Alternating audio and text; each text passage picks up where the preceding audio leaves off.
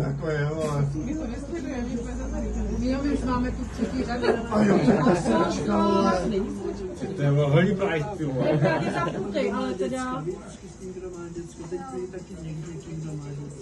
A my všichni můžeme být. Když nás tady hodně. Všichni můžeme.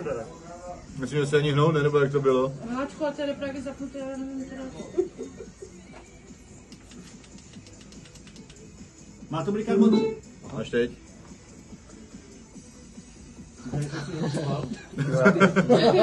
Tady čekají úplně všetci, co se bude dít. Pojď, kámo. Vítám vás na oslavě Pájových 38 narozenin. Ahoj hráči, vítám vás na oslavě Pájových 38 To bylo lépe. Je vás každý z vás si utvoří dvojice hráčů, s kterými bude hrát mezi sebou. Určitě znáte hru i šport. Tudíž jeden hráč má ve znaku kříže a druhý hráč má ve znaku kolečko. Je na vás, jak si zvolíte znaky dle libosti.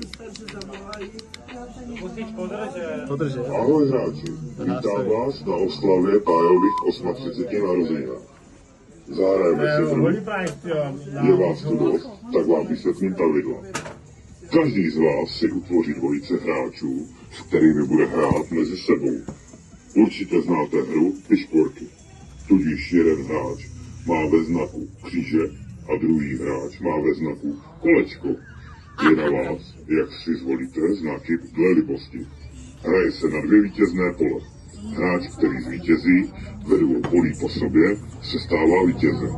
Druhý hráč automaticky vypadává. Pokud dojde na rozhodující hru, pak vyhrává ten hráč, co vyhraje v poměru 2:1. Motivací pro vás je, že zvítězí ten nejlepší v piškůrkách. Hráči přejí hodně štěstí ve hře. Wow! Ahoj hráči, vítám vás na oslavě Pájových 38 narozenin. Zahrajeme